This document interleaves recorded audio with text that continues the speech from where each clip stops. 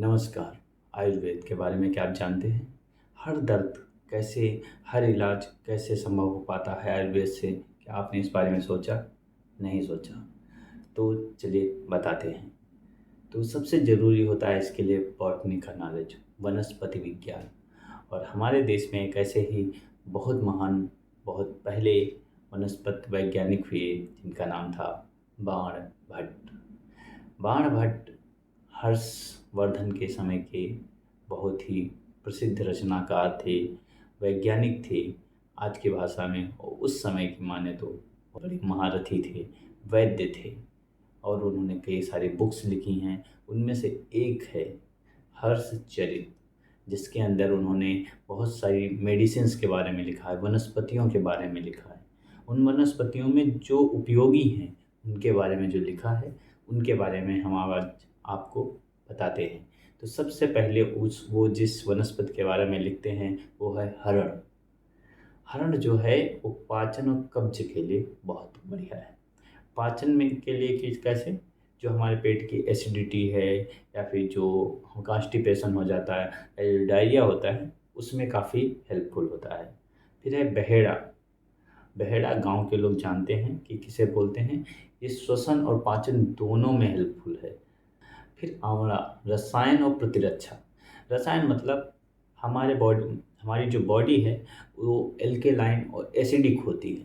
CO2 की मात्रा और ऑक्सीजन की मात्रा, ये हमारे बॉडी में जो है वो एसिडिक और एल्केलाइन होने के कारण होते हैं। या तो फिर अगर हमारे शरीर में हाइड्रोजन आयन घटता है बढ़ता है, ऐसी कंडीशन में जो है हमारी बॉडी एसिडिक होती है, एल्केलाइन होती है, तब जो है आंवला काफ़ी ज़्यादा हेल्पफुल है, क्योंकि वो बोलता है क्या, रसायन में इसका उपयोग। दूसरा है प्रतिरक्षा, इम्यूनिटी में। अब इम्यूनिटी भी दो तरह की होती है। पहली इम्यूनिटी है जनरल इम्यूनिटी, जो हमको हर चीज़ से लड़ने की क्षमता देती है, चाहे वो कोई किसी भी तरह की बीमारी क्यों ना हो, तो उसके लिए भी आंवला हेल्पफुल है। दूसरी है गिलोय। गिलोय जो है वो ज्वर में काम आती है और रोग प्रतिरोधक है, ठीक है, रोग प्रतिरोध क्षमता देती है। अब इसके लिए जानना होगा कुछ, हम चूँकि हम मेडिकल के छात्र हैं, तो जो बुखार होता है, जो ज्वर होता है, ज्वर बुखार फीवर जो भी है, वो कब आता है, जब हमारे शरीर में कोई संक्रमण होता है। वो एक इंडिकेटर साइन होता है, लक्षण होता है। तो उसमें जो है गिलोय लेते हैं। रोग प्रतिरोधक क्यों है? ये किसी विशेष रोग को कम करने में इम्यूनिटी प्रदान करती है। जैसे कि आपको इन्फेक्शन हुआ है बॉडी के अंदर, जब आप गिलोय लेते हैं तो उस विशेष रोग को कम करती है। जबकि आंवला जो प्रतिरक्षा दे रहा था वो सभी से रिलेटेड था। फिर अगला है नीम, त्वचा और संक्रमण। त्वचा मतलब जहाँ भी हमारी मेम्ब्रेन्स हैं, अगर जो मेडिकल के स्टूडेंट हैं उन्हें पता है, जहाँ भी एक जिसको आप खाल बोलते हैं, स्किन है, वहाँ पर वो हेल्पफुल है। वो चाहे तुम्हारा कहीं पे आप कुछ भी, जैसे आप बोलते हैं लोग, नीम की दातून करो या नीम का ब्रश जो है वो करो, वो हमारे जो मेम्ब्रेन से ही है हमारे पूरे माउथ के अंदर, तो वहाँ पर कोई बैक्टीरिया ना पनपे या कोई ऐसी प्रॉब्लम ना हो, इसके लिए। दूसरा, ये संक्रमण को दूर करता है, एंटीबैक्टीरियल होता है या फिर बैक्टीरिया रोधी होता है, ये तो आपको पता है। ये आज की रिसर्चेस में भी पाया गया। तो नीम। फिर है तुलसी, सर्दी और खांसी में हेल्पफुल होता है।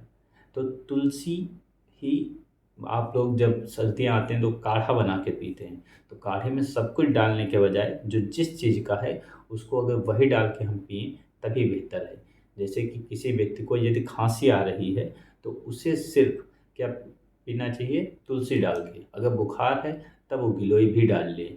अगर उससे बुखार नहीं है, सिर्फ खांसी आ रही है, तो तुलसी और जो एक लौंग एक काली मिर्च डाल के पी ले। ना कि सब कुछ मिलाने की बहुत ही गंदी आदत है, वो मत कीजिए। फिर है अश्वगंधा। अश्वगंधा जो है बलवर्धक है।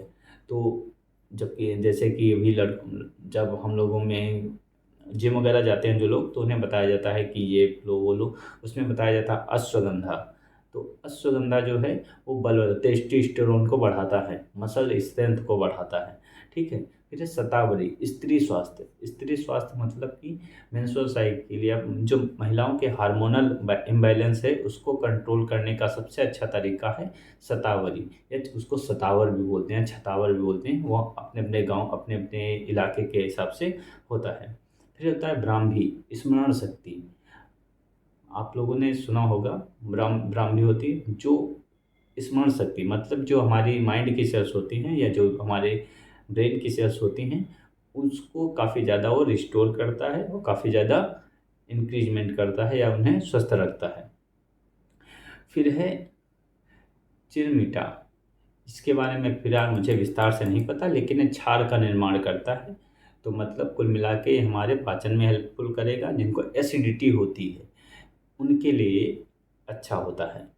फिर है आक, ब्राह्मी चिकित्सा। आक का आप लोग जानते हैं, आक का दूध जो होता है, अरे आप हर जगह अलग अलग कहा जाता है, हमारे साइड में मदार कहा जाता है और हर क्षेत्र की भाषा उसकी अलग अलग होती है। जो आक का दूध होता है वो ब्राह्मी चिकित्सा में उपयोग होता है। फिर है नगर मोथा, नागर मोथा। इसे अतिसार या ज्वर में उपयोग करते हैं। अतिसार और ज्वर, अगर संक्रमण और ज्वर है तब हम कौन सा गिलोय का उपयोग करेंगे, अगर अतिसार और ज्वर है तो हम नागरमोथा का। फिर है अगर श्वसन रोग हो रहे हैं तो पीपल जो है वो हेल्पफुल होता है। फिर है कुट, तो ये आयुर्वेदिक औषधि है जो धीरे धीरे सब में अगर मिलाई जाए तो एज ए स्टेबलाइजर काम करती है। ये चीज़ों को मतलब इंक्रीज करती है। फिर है चमे, अब जैसे कि अगर हो गया, चमेली हो गया, तो अगर और चमेली जो दो के दोनों हैं, ये दोनों सुगंधित औषधियों के रूप में काम करते हैं। धूप बन, यानी कि जो आसपास का जो इन्वायरमेंट है उसको सुगंधित बनाने के लिए इनका उपयोग किया जाता है। बेल, बेल पाचन को सही करता है। अभी इसमें गर्मियों में मिल रहा है तो बेल जो है वो पाचन के लिए बहुत सही है। बाणभट्ट जी इस बारे में लिखते हैं। अगला है गूलर, तो घाव और रक्तस्राव को कंट्रोल करता है। अगर किसी व्यक्ति को चोट लगी है, घाव है या फिर रक्तस्राव हो रहा है तो उसमें गूलर जो है बहुत बड़ा रोल प्ले करते हैं।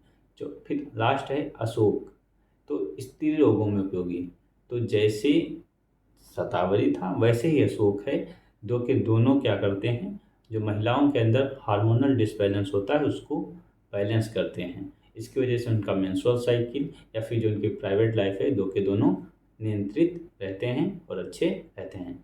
Thank you. अगर वीडियो आपको पसंद आई है तो लाइक कीजिए, सब्सक्राइब कीजिए, लोगों को शेयर कीजिए। फिलहाल